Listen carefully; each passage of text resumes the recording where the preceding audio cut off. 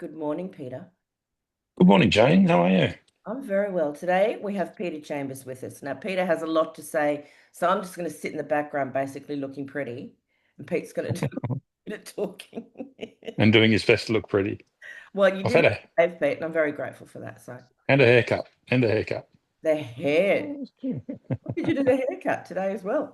No, not a couple of days ago, but I will touch on this. But it was the subject of a social media post. Oh, okay. Well, I've been And well, I've been them, so we'll get to that in a minute. So we always like to start with who are you, not what you do. So who are you? yeah, that's going through a couple of your podcasts earlier and heard that question. I've been thinking about it for a while and still haven't got an answer. Okay, make it up then. I know. Look, I'm I'm the same person, but a different person to what I was. Probably, the big the big decision, or not the big decision, the big point in time when you hear that you've got this horrible disease. So, um, who was I before that? I was just a normal family man. Um, you know, nothing special, lovely family, good in business, love sport, blah, blah, blah, doing all that sort of stuff.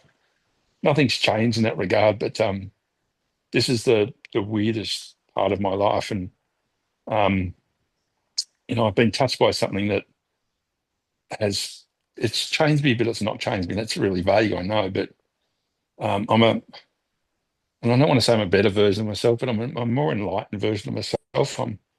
I'm calmer. I don't let things upset me. I I just I don't. It's hard to explain and hard to put in 50 words or less.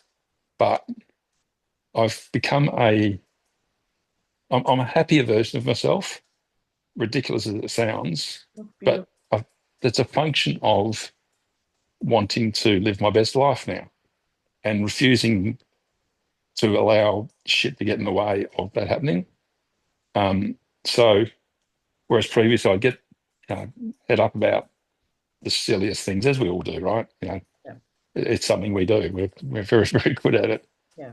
But that's so easy for me to just dismiss now and not allow into my life. So the big things that I have to deal with, well, I'll deal with them, and I know they're there and they won't go away. So um, so they're the obvious things and the things that I do have to deal with.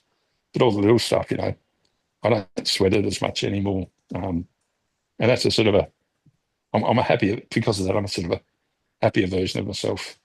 Completely contradictory, I know, but No, it's there you something go. I've heard many times is that once you kind of strip the bullshit from life Yeah, and work out who you are, um, that despite the challenges, you can be a better version of yourself, a happier yeah, version of yourself. yeah. So you mentioned your family. Who supports you? Who is your family? So Lisa, who you know and have met, Lisa and I have been married, doing the sums quickly in his head, Quick, 37 years, 38 years, 38 years, got it right. 87. So childhood sweethearts. I was still at uni. Lisa was at high school when we met in 82 and started going out. And I just happened to marry my very, very best friend. Yeah, it's always Um, a good idea. yeah. And yeah, look, we've had a wonderful life together and continue to do so today. So, did all the things that you do when you're young and in love, and travel together and set up home and, forge careers and all that sort of stuff. And always been by his other side, which has been fantastic. It's always been a case of someone rings me and, do you want to do this and want to do that? And well, my thoughts immediately go to, well, at least it comes first kind of thing. And Yeah. I don't mean that in any sense other than I want to spend my time with her. And that's always been the case. So been very, very fortunate in that regard. And she's been a wonderful supporter of me and a strong woman and gets her way a lot. But no surprise there. That's it's just a strong, wonderful person, and that's continued throughout the recent journey. She's not too hard on Um, the eyes either. beg pardon? She's not too hard on the eyes either. No, no, she's a lovely looking girl, lovely looking girl. She really is. And you have children? We have twin boys who are now 26, which astonishes me, but that's the reality of it. So Jeremy and Tyler, as we speak, Jeremy is in Paris as a part of his 6 month finding himself tour. Good on him. Yeah, so he's been everywhere. Said last night, I think he's ticked off 26 countries Holy moly. out of 195, he tells me. Blimey. So if anyone would know, Jez would know. So it's a beautiful photo he posted on Instagram yesterday morning. An empty coffee cup and a book on a cafe table in Paris looking down the street. And it was just captured the moment absolutely beautifully. So he's ingratiated himself into the local cultures. Good on him. Yeah. So he'll be back at Christmas, which is great. Good. And he might take off again. He doesn't know what he wants to do after that yet, but sort of gave himself 12 months, and we'll find out when he gets back what he's doing. Tyler, also 26. Oh, So that's amazing. I know. Tyler works. He's in the turf management game. Did his apprenticeship a few years ago and works at the Junction Oval, preparing the wickets Oh, and wow. all that sort of stuff. So, which he does enjoy. I'm not sure whether it's going to be his long-term career or not. He's not sure of that either at the moment, but he's sort of working through that. But yeah, no, he enjoys that. He's not a behind the desk kind of guy at all. Whereas Jeremy is more so. So yeah, that's I suppose the start of what he wants to do, and he'll figure it out himself fairly Well, soon. So as you know, Pete, you can make plans for your life, but they can often be derailed or changed. absolutely, yep. Tell us the story of how and when you were diagnosed. Yeah, sort of. There's a big lead up to it, which I think is a little bit unique because all the stories I hear is that sort of diagnosis was reasonably quick. Um, I the first symptoms I know is around, well, I can even probably predate this, but 2018, 2017, 2018, I was getting weakness in my hands and my left hand in particular, and my right arm. I sort of couldn't push through, to put my arm over my head. I could do it, but it was sort of a bit of an effort, bit of an extra push. Um, and again, with hindsight, I was very short of breath for again, a 12-month period or whatever it might have been. Things like I'd working in the city and I'd run to the tram and then get on and couldn't believe how puffed I was walking up a flight of stairs, very puffed, those sorts of things. So just thought, oh well, getting older and less fit and all that stuff. But with hindsight, it sort of joins the dots a bit. So I had spinal fusion surgery Oh, in, not another one. not yes, another one. So I was going to be playing golf in 2 weeks' time, and everything would be tickety boo. But came out of the surgery, couldn't move either arm, which got slightly better over time, but to the point where I could function okay. But when your surgeon comes in the following morning after performing the surgery and asks how you are, and you tell him the truth, and his jaw hits the ground, it's not the sight you want to see. You realise it wasn't quite meant to work that way. So that was middle of 18, and then I had the wonderful experience of being fucked around by an expert young neurologist who thought he was the king of the world, until he sacked me, which was an interesting experience Okay, good. because I dared to Well, you challenge want him. a question or two, yeah. Yeah, I dared to challenge him, and he said, "Well, clearly we're not getting on, so you better go and find someone else." So did that early 19, then was sort of the end of 19. I found two neurologists who didn't have exposure to the system as we know it, as I know it today. So they sort of fumbled around a bit and looked under a number of rocks and whatever else. And actually, it was funny. I saw them one after consecutive days at the end of 19, and they both said, "Look, we're now leaning towards MND." So, and the second one said, "Look, I'm pretty sure it is." Um, and then I got referred to Jim Howe at Calvary, and that was early 20, and yeah, Jim diagnosed it and sort of said, "Well, the guys you've been seeing, they see one a year, or they see one a week, kind of thing." So, and the irony was that my GP found Jim's name, it would have been 18 months earlier, and tried to get him to see him, but they said, "Well, have you been diagnosed?" Mm. No. Well, you can't see Jim until you've been diagnosed. So, you know, there's Yeah. another, there's one of many gaps in the system, but that's Yeah. another conversation. Mm. Yeah. It's not an unusual story, and I think we're all working together to try and make change. Oh, absolutely, absolutely. But often Yeah. you can't change egos. No, I found that out. But I did send him I got that, I sent him that email that gets everything off your chest though, that, Oh, good you book. know, don't you realize this is your job, blah, blah, blah, your God complex, etc. Anyway, I'm over it now. Yeah, you sound it. So, You're not I'm bitter over at it. all. What did you do as a job? What was your professional life? So I was in banking, probably like Peter Pan, never really figured out what I wanted to do or whatever. But I was good with numbers and went to uni and got an accounting degree. But knew pretty early on I did want to be an accountant in the traditional sense. So I got a job in a bank, and that was it really. Just I enjoyed banking. I enjoyed, yeah, as I say, the numbers all make sense to me. So Yeah. it's kind of a natural role to um to fill in the end. Yeah, look, bounced around here and there and had some executive roles and the like along the journey. Um, yeah, I'd like to think I was good at it, and it was a good industry for me. Met some wonderful people and great friendships and the like. And I always enjoyed,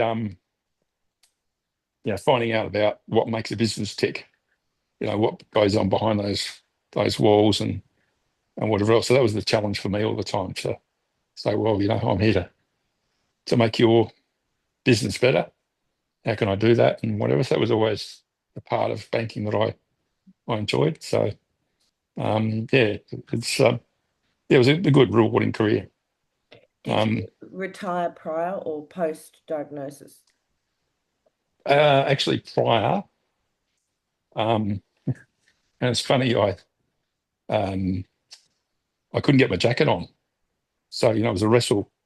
You could have put a circus tent around me and charge $20 entry to watch me put a jacket on, Yeah. um, uh, which was funny. Um, but I had a good friend who I worked for at the time, and I won't name names or banks or anything else, but he looked after me. Right, and I was, the story. Yeah. I was exhausted in the morning, so got up when I got up and waddled off to the train and get the train in. I'd be there at 10:30, and by 2:30 I was gone again. Yeah. And I said to him, "Come on, mate, this has got to stop. It's not working for either of us." And he smiled and said, um, "Well, as long as they ask the wrong questions, they'll get the wrong answers." So I kept on going as long as I could. And I remember it was Easter 2019 when I pulled the pin.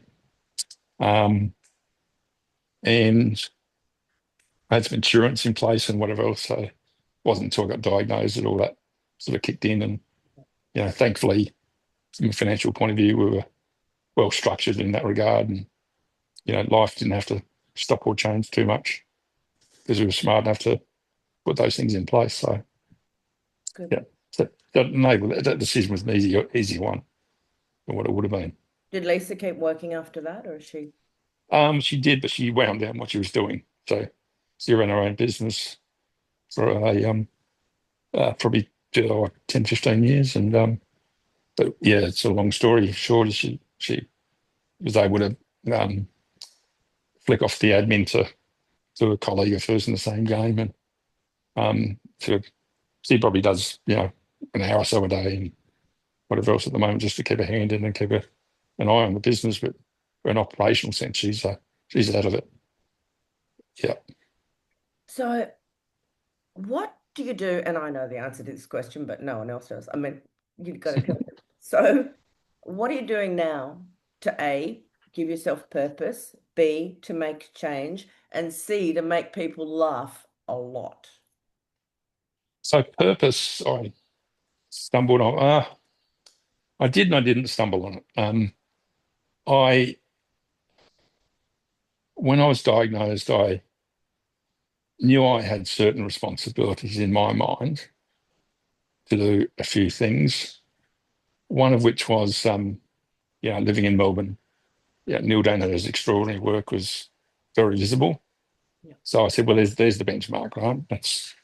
That's what people are seeing, and I wanted to live up to that benchmark, so that just to reinforce what Neil was doing, and so my little tiny little part of the world could see that I wasn't going to fall over and roll over. So that was really important. The other aspect that was important was just setting the scene and setting the standard for the family Yeah. and friends to a lesser extent, but certainly the family, to say this thing's not going to get me. To say that it's you've heard this 1,000 times. It's not going to define who I am, how I do things. Blah blah blah. If I roll over, well, people are probably going to roll over with me, and I couldn't live with that. Everyone will go down with you. Yeah. Yep, I couldn't live with that at all. So I set myself some personal standards as to how I was going to just conduct myself and set myself up. And well, again, the story that when 3 o'clock comes and 3 a.m., you're then staring at the ceiling for the next couple of hours. So there's a lot of that, and just getting things right in my own mind as to how things were going to work and whatever.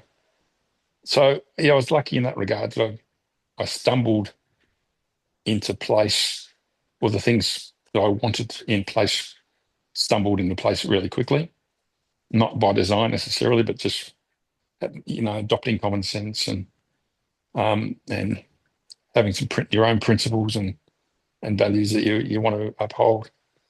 So that's sort of how it all kicked in. You're gonna have to remind me what B and C are. Well, firstly, how are you doing that? I'm pretty good. I'm pretty good. Um, Things are getting, things are always real. I was going to say things are getting real, but things are getting more real. My arms are essentially don't function. Rolling over in bed and those things are now really challenging. As you can hear, I get breathless pretty quickly. I'm so grateful to have my speech still. Yeah. Getting a little bit slurry, but Not that yeah, it's not noticeable, Pete. yeah, okay, yeah. Um, Thank you. Good to know. But it's the breathlessness is. I've got a lung function test next week, so it'll be interesting to see what comes of that. But I'm about the 30% mark of lung capacity. So, but yeah, I've noticed things over the last couple of months of lying down in bed and without the ventilator on, and those sort of things are becoming more challenging. So, be interesting to see what that number tells me. Again, I'm Don't worry going off about my it. own. I asked I'm the going off my own tangent. I asked the questions, you answer the questions, so don't worry about it. So tell me about how you are educating about MND, and then tell me about the filmmaking. Educating, look, I was really lucky. A very wonderful friend of mine, Phil McCormack, um, he, and Phil's an interesting guy, and he's got 1,000 things going on in his life and everything else. He's one of those, if you want something done, give it to a busy guy kind of thing. Yeah. So he knew, and he was sort of working in a business mentor sense with Nick Brax, son of Steve Brax. And as you're possibly aware, Nick had his own challenges growing up and whatever else. And he's dedicated his career to advocating for men's mental health in particular, but mental health in general. So Phil put me in touch with Nick, went on his podcast, and it was the first time I was able to sit down in one sitting, similar to now, and just blah, get everything out. And it's so therapeutic for me. I really, really enjoyed it. And then just a couple of other opportunities, podcast. It was sort of COVID, podcasting became the thing kind of thing. So yeah, a couple popped up. So I did probably 4 or 5 of those with various people and whatever else. And then I post that on social media and send it out to friends and all that sort of stuff. And I was getting a really good reaction. So I thought, well, maybe this is my way of getting the message out. Yeah. Same time or similar time with my NDIS funding coming through, one of the things I wanted to do was to make a video, a film about my life. And my logic was, um, when you go to a funeral, the MC or whatever, what do we call them? Not the MC, but Oh yeah, whatever. whatever. Maybe Yes, maybe a priest or a maybe celebrant or a celebrant. Yeah. celebrant's the word. So the celebrant always says, sits down with the family and, tell me about Uncle Fred and Yeah. whatever else. And, Was he? and then, yeah, and then says, I never met Uncle Fred, but gee, he must have been a good bloke kind of thing. So I said, well, bugger that. I want to tell my story rather than some bloke I don't know Stranger. telling my story. Yeah. Yeah. So I put that in as one of my goals, to make a film about my life and whatever else. So that was ticked off, which was great. And so that enabled me to start that project. And I was introduced to a girl called Helly. She's just a wonderfully talented videographer, amongst other things, but a whiz with all that filmmaking and whatever else. So the two of us sat down and started the journey of making that film. And Nick, at the same time, wanted me to contribute to his book that he was writing. So I was, struggling to do it from a typing point of view. Yeah. So I just started recording a couple of videos. And he, shoot me some questions, so I go back with a video. Yep. And then I thought, well, there's a bit of a message in some of these things, so we'll put that out. So I put those videos out and started to collate them and whatever else with a view towards everything contributing to this film I was making. And that's what all sort of snowballed. So then the idea came to, I'd be bored. Well, there was one night when Lisa and I went and saw a movie at the Jam Factory, and I was on my scooter, and so Jam Factory now closed, as you know, and it was in the process of being closed at the time, so that forecourt was completely empty. Oh, And uh-oh. so I started doing. So I Really? jumped on my scooter and started doing wheelies and laps of the forecourt. So with Lisa filming me. So I just, whatever jumped into my head, do something stupid at the time, I did, and started putting these clips together and putting them up on YouTube and the like, and Helly putting the stuff behind it to make it funny and professional and all that. So, how to eat a packet of chips when you can't use your arms. That Um, seriously, I must have watched that 15 times. Is freaking hysterical. well, they just popped in my head, these things of, no real, I never sat down and said, well, I've got to come up with things today or anything else. But I was just fortunate that they popped into my head and off we went. No, I think it's good because you have a sense of the ridiculous, and which is I think I do. unusual for an accountant, Peter.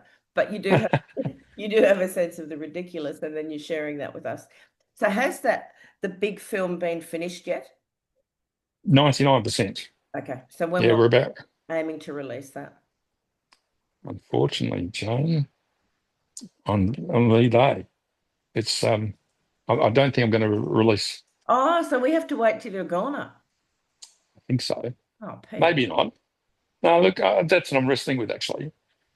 Do I put it out beforehand? Do I just, that was the original plan. It was going to be at my funeral, but the more I think about it, Why? um, Why would he's just an alternative no, idea? please. I Why? love this conversation, these conversations. Why would you deny yourself the Yeah, joy that you give to other people?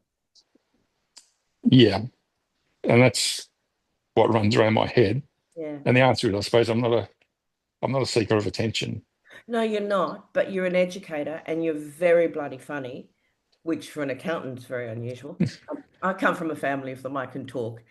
But the joy that you have been giving just from that short movie, people are talking about it, people are laughing a lot. People are sharing it to people outside of the MND world. So maybe you don't understand the impact that you're having with that. Um, Quite possibly. Yeah. I think that's very real. So the Yeah, short movie that you've been, what's that one called? The potato chip one? I I I choose happiness. Choose Happiness. And it was submitted to short film. Focus on Ability Film Festival, Yep. for which I'm not sure you're aware of this, but I'm attending the red carpet event in Sydney on the 16th of November. I was not aware of that. Yes, Wow. that's only just. Do you wear a black? Well, it's dress to impress is the dress Oh, code. well, mate, what are you going to So wear? God knows. Yeah. Yeah, well, I don't know. I bought myself a bag of fruit, huge bag of fruit, Jane, Yeah, I think a you should. while ago. Yeah. All right. So that'll get a run, I think. Yeah. Um, so what is your YouTube channel? So if you go, I've actually got a website which Okay. then drives into the YouTube channel. Tell Uh, us. so, so my name, Peter Chambers, MND.com. Okay. I'm going to put this all at the end of the intro. Beautiful. So I'll put a link to that. Yeah. So what now? Well, I'm still, so this, you're possibly aware of a thing called Challenge 27 that I am. Fight MND are running with at the moment. So my 27 is 27 social media posts over that period and to raise some funds, Yep. which I'm delighted to say is $4,000 in the kitty thus far. Good on you. Yeah, which is I'm just wrapped with. Hang on, it's Um, only the 16th of September. yes, I'm very much hoping to kick the 5,000 over pretty shortly. Okay, good. Um, so I didn't know what the right number was on that, but yeah, I thought 5,000 a reasonable target, and I do. yeah, so we're nearly there. So I'll keep on stirring the pot there. Good. Um, I'm in Yeppoon in Queensland at the moment, and just to say, Lisa's, I was with her and her sister is up here as well at the moment, and having a coffee, and they're talking away. And so it popped in my head, this is, where I like that you're saying I've got a sense of the ridiculous. And I looked out of this water and I said to myself, why isn't the water falling off?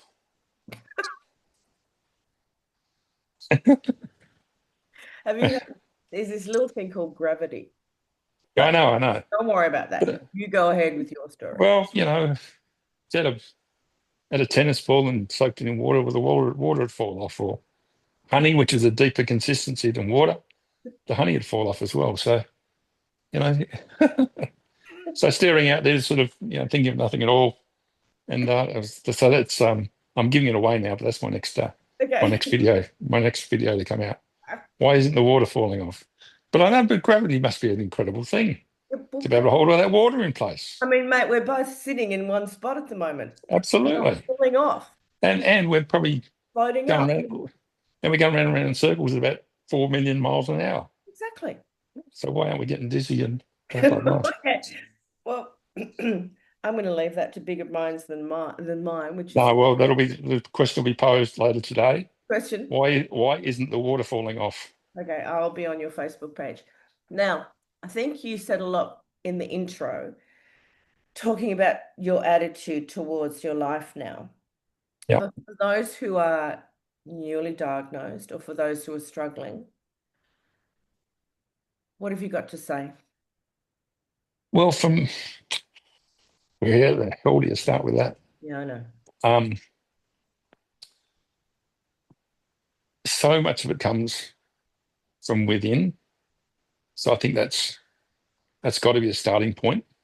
I hate to sort of push the responsibility back on others who, there's going to be people who can't cope as well as I've been able to cope, and others that you've met across your journey. Yeah. So that's not to, denigrate those who can't for a moment. But I think the other side, the flip side of that is the genuine deep care that exists in every single one of us Yeah. is just, that's so available to everyone to tap into. And Yeah. I think that's, as a community, the MND community is so willing to share in that care and provide that care. I see it every day. I have carers come in and, people looking after me because I have to be looked after these days. Yeah. I hate it. I hate that that's my new life. But at the same time, I embrace the fact that I'm giving the opportunity to others to share in my journey by caring for me. And that is carers who are, that's their chosen profession, and it's people I bump into in the street. It's friends who give me a call out of the blue. It's my wonderful family who are there constantly. Um, so I think be aware that caring is genuine and real and available, and be willing to embrace it. I think is a real catch-all for everyone. I think that is my experience is that expands out from our direct carers is that the MND community as a whole um, wants to help each other and Absolutely. each other, and we're pretty good at loving each other too. So Yeah. when you're first diagnosed, you living in a solitary kind of hell. Yeah. Excuse me. Sorry. So know that we are all out there and we're not hard to find. Yeah. Yeah. And everyone's willing to and wanting to give their little bit. Yeah. And I love the fact that it's all genuine and it's none of it's um yeah, my sister-in-law, I haven't seen her for a long time, and we're up here, they've come up as well at the moment. And I think nothing's changed other than I've known her for as long as I've known Lise, and just it's a it's nothing, there's no pre no, not prejudging, not the right word, but Awkward. life, we've all just got on with life. Yeah. Yeah. And it's you, me, and on we go kind of thing. And it comes with a with some care as well. That she knows what I'm going through and she's there for me. Yeah, she's everyone else. I'm just pulling one tiny example out of everything I see every day.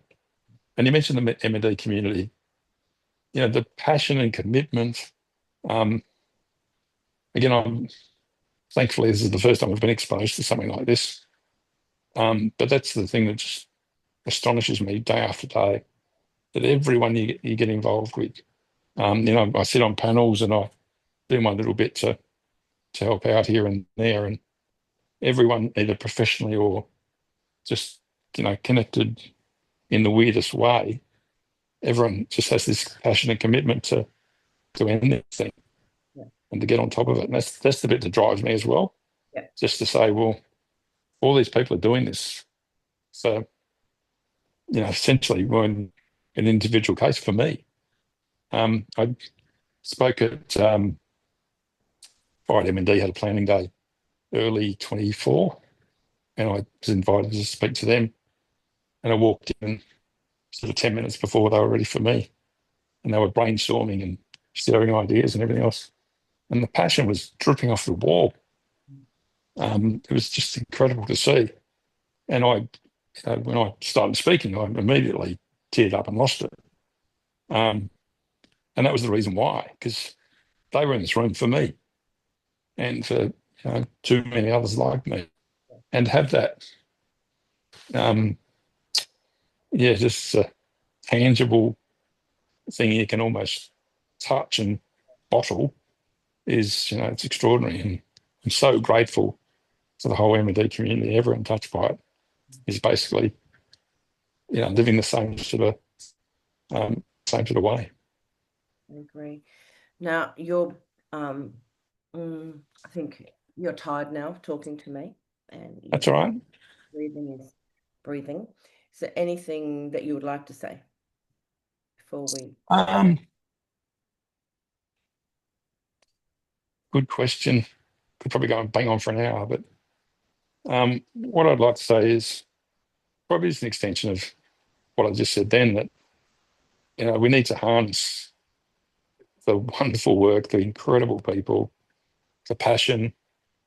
Um, if we can harness that and continue to harness that and not let that standard drop, Yeah, then I think we're gonna get places. Um, and that means, as by extension, it's harassing governments, it's all those sorts of things that are being done at the moment. But and I'm sure there's roadblocks every second road you turn down, but we've got to ignore the roadblocks, barge through them, and continue as a community to close the gaps. We're all aware of them. And unfortunately, it'll take 1,000 people a long time to close all the gaps and um, blow up bureaucracy and all the things that are in our way. But I think if we refuse to bow and refuse to be beaten, and from what I see daily, that's where we're at. I As a I think as a community, we are stronger just in the last oh couple of years, yeah, much stronger. We ain't, we don't want to take no bullshit from no one. So yep, back off, and we're just going to keep pushing through. yep, yep, yep. No, I completely endorse that. I think that's a good run. Again, the people I've met along the journey, every single one of them, I think I can't think of anyone who would be too timid or Oh or yeah, to, whatever else, not to embrace what you just said. it's not much. And This is this. that's right. It's look, it's unique, and God bless its uniqueness. It's one of the things it's delivering for us. It is. Yeah, I'm extremely grateful for your time today. I'm my grateful. pleasure. Oh, tell me about your haircut. Well, that's the subject of a social media post as Oh, well. is that a teaser? Do you want us to go and look at that, or are you going to tell us? Well, no, it's a little video. It was released on might have been yesterday. Hot off the press. Had the haircut on Thursday, Friday. Police was getting sick of it looking at me, and it was all a bit moppish. So a video titled "Man Gets Haircut" came out, and I highlighted the absurdity of me making a video called "Man Gets Haircut," but more importantly, B, the fact that people watch it. Yeah. So this is how for Fox. This is how far society has fallen. Oh, People are watching me getting a haircut. I will put the link up. Yeah, but people watch you open a bag of chips, so I know. Well, again, yeah. but I love that. I'm glad you said ridiculousness and Yeah. whatever else you use, because yeah, it keeps me happy. You can see it keeps me happy and Yeah. keeps others happy, and just Others keeps the brain ticking over as well. really So, important. and Well, people love Cranky Pete too. yeah, people do love Cranky Pete.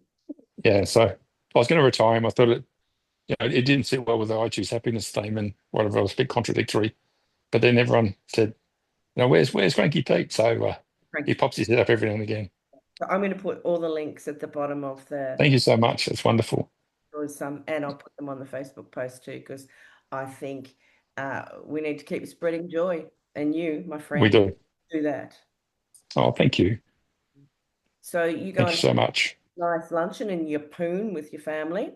Will do. Thank you. Back here next week, and it's really good to see you.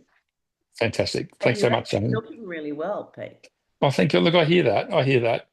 And that, again, that gives me a boost along because doesn't quite feel that way on the inside. But when people tell you that, you're on the right path and Yeah, gives you the drive to continue. And so I appreciate that. my absolute pleasure. We'll give Lisa a kiss for me, Will and do. seeing you down here sometime soon. Yeah, back next week. Beautiful. Thanks, Thanks, Pete. Jane. Take care. Lots of See love. ya. Bye. Bye.